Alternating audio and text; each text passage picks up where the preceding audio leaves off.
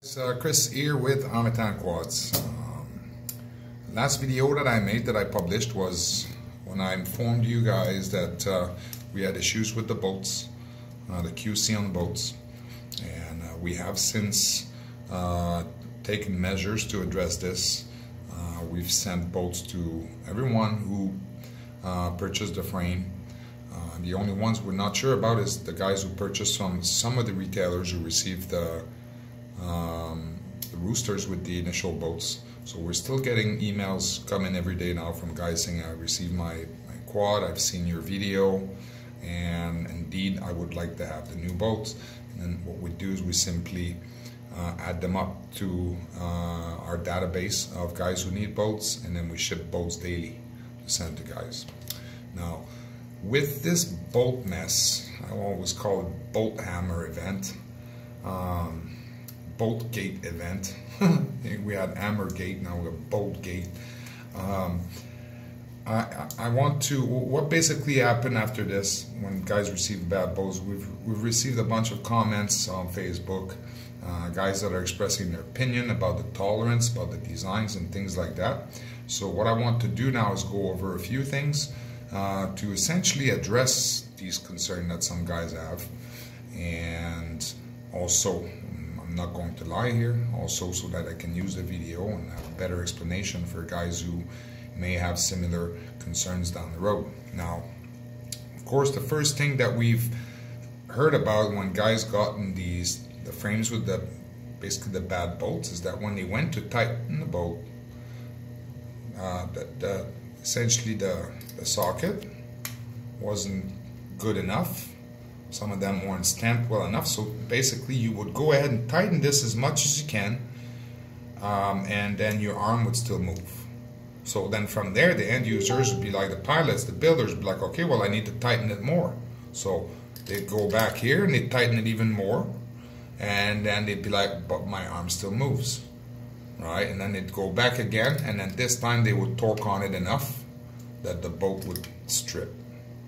And sometimes guys would go back and forth like this 2-3 times, tightening more and more. Other guys would strip it right off the bat, first go, and it'd be like, what the hell's going wrong with my bolts?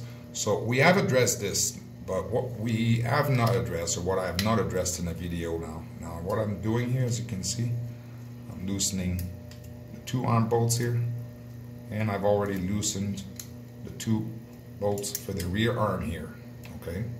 Now, we talked about tolerance on the holes itself, and some guys say it's poor tolerance. It's whatnot. It's not poor tolerance, as I explained in my last video about the bolts.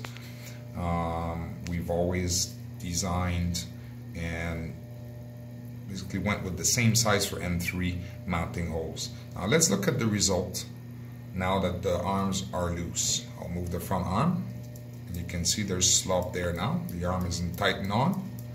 And then we look at the rear arm. The rear arm does not have that notch that goes on the titanium, and as such the rear arm will have a little bit more slop.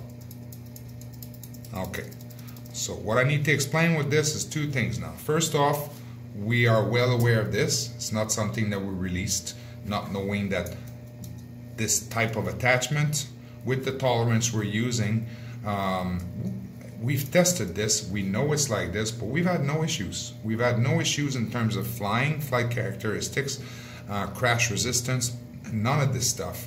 And moreover, the tolerances on the distance, on basically where the motors mount, we made sure that on either end of the spectrum of an arm movement, your props aren't going to start clipping together, or clipping your gear, or clipping your cage.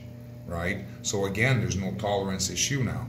What we really had, and I will stress this again, is a bolt issue or hardware issue.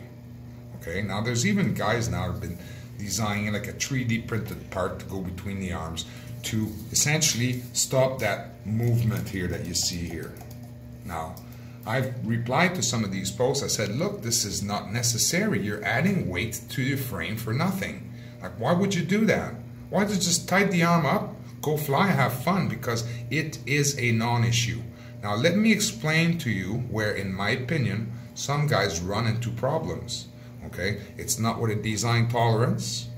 It is not with, if you're using decent bolts like I got on there now, the new bolts, it's not a hardware issue. It's an expectation issue, which is incorrect. Now let me show this to you. I'll explain that to you. Now I've shown to you the slop on the arms a little bit. All right, now let's tighten them up. These are the new bolts we're sending to people.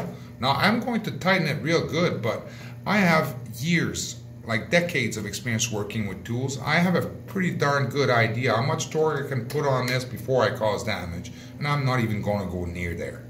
I'm going to tighten that nice and tight. I'm going to go to the next bolt. I'm going to put that nice and tight. And I'll do the same thing with the rear bolts. Nice and tight. And last bolt right here. Nice and tight. Okay. Now all four arms are tight on this frame. Okay. And if I want to move the arms now, and this is where the expectation is wrong, okay? Guys are saying, my bolts, I can't tighten the bolts hard enough, tighten the arms. Well, I just did it right here in front of you with exactly the same hardware that we're sending guys as replacement. And this frame is completely built now. If I want to move this and I use some force now, okay? There you go, I just moved it. The same as when it was loose. But I mean, I feel it in my hand. I have to use substantial force here to do that now.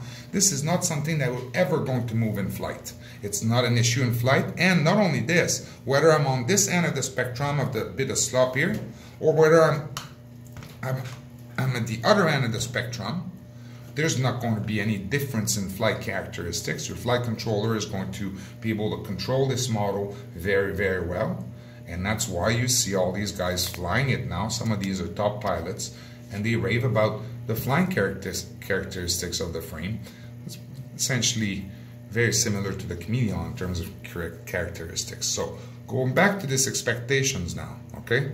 I finished assembling this. Now it's ready for motors, ESC, my electronics. My frame is assembled. Now let's say that my expectation is that movement now that I'm still able to do, and I'll show you the rear arm, with some force now. You can see I'm putting marks in my hands. See the marks there? Like I'm not making this up. There you go, I just moved the arm a bit. And I'll move it back. There you go, I just moved it back a bit. But the force that I have to apply to make this happen now is ridiculous to think that this is going to be an issue in flight now. It is essentially a non-issue, like I've repeated so many times now. But if guys have the expectations, this is what I want to make clear now. If guys have the expectation that this tiny bit of slop with significant force, and they say, oh, that's crap, I don't want that, and then they go reefing on these boats to try and eliminate that bit of slop there, that's when guys run into trouble. And I'm sorry to say this, guys, but that's a tooling issue now. Okay, it's an issue with the operator of the tool and the expectations that you have of how this frame is designed and how it's supposed to be assembled.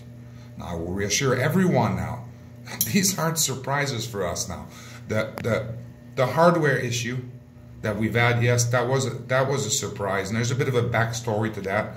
And I can tell you that if there's anybody to be blamed about these bloody boats, I'm the person. I'm the person who screwed up. I screwed up, and I was complacent, and we basically ended up shipping boats that we should have never shipped out.